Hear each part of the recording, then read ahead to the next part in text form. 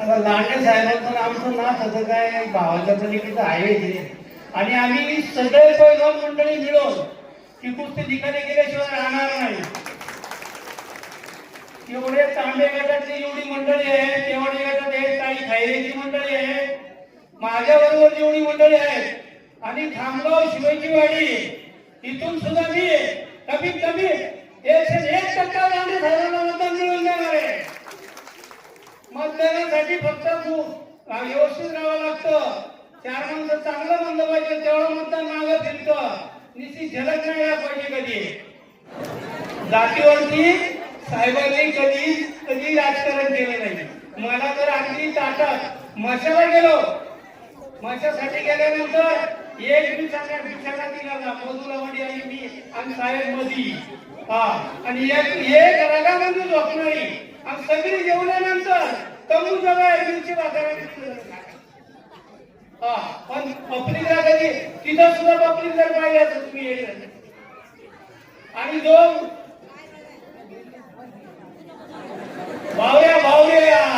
बावऱ्याने खाऊन मारली खाऊन त्याला पहिले बावऱ्याची धिंगाणा केला धिंगाणा आणि आपला मार्टन जर घ्यायला सगळं आलो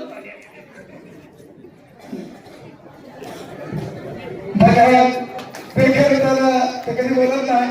पण ते मराठी समाज होते, आदिवासी समाज होते, माझ्याकडे जातीवादच नाही म्हणून ते म्हणले ते मला 2 मिनिटं बोलायचे. ते एवढे म्हणतात जातीवाद, मला सर्व जाती धर्मांना मी आता इथे लांडे हांडे पांडे देवाले 7-8 नाव देवाले, मग एक देवाला नसेल तरी तर 9 देवाले. बोला जय श्रीराम. जय श्रीराम. बोलण्यासारखं भरपूर आहे पण आजची पहिली सभा आहे त्याच्यामुळे थोडक्यात बोलतो. फक्त एकच त्याला ठेवायचं, माहिताई लांडे आणि कमलताई सांगत एवढं सरकारने 101% निवडून आणायचं. हॅलो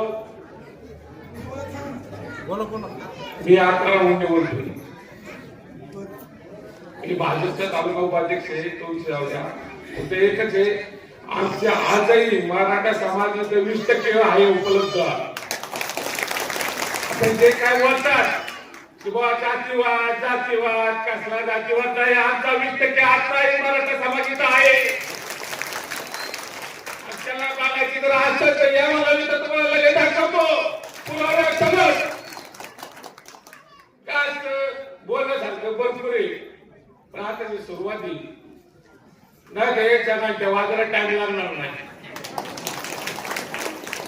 त्यावर आपलं एकच सांगतो, एकच अडचण माहिताई लांडे आणि कमलताई लांडे 100% 101% निवडून येणार. हे आपलं चॅलेंज. देवराव शेठला मागचं पत्र वाचलं, माझा शब्द होता कशाचा अर्थ त्याला तोडावते विचारा. देवराव शेठ तुम्ही 51 पण 1% येणार आणि जर नाही आले तर मी मिशा काढून येणार. आले तर समोर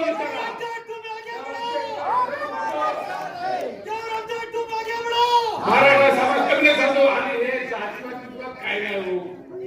एका कसं असतं ज्याला काय बोलायला नसतं तो फक्त जातीवाद, ज्याला असं करतो त्याला तसं करतो. अरे जे त्याला शेती केलंय ना ते तुम्ही करू दाखवा. ते कुणी असू द्या का मराठा समाज द्या आदिवासी समाज असू द्या, फोन केला तर त्याला शेत हजर आहे. 1 वर्षापूर्वीची गोष्ट सांगतो. देवराम शेठला मी फोन केला, मला शेता असं असे माझ्या वर्षे भेटवा झालो ते गाठ होती डोक्यामध्ये.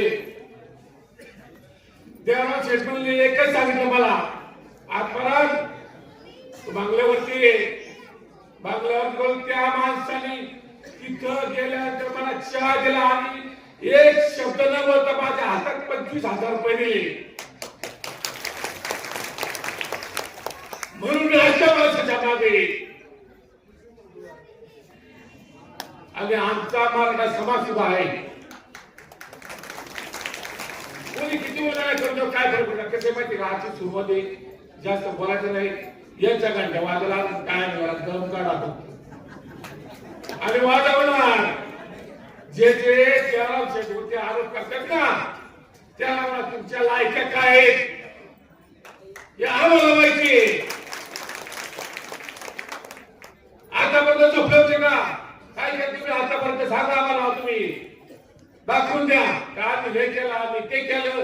अहो तुम्हाला एक सांगतो दीपावळीची सुट्टी लागली होती. एकच उदाहरण देतो. दीपावळीची सुट्टी लागली होती.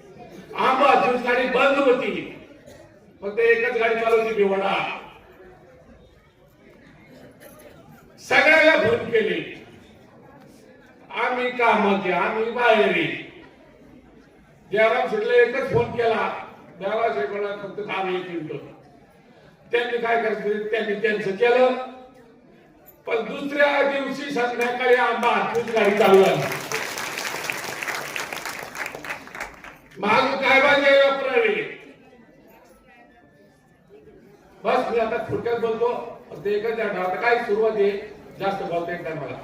मी मला भरपूर बोलू शकतो पण सुरुवात आहे फक्त एकच आठवडा माहित आहे लांडे 101%. जय श्रीराम.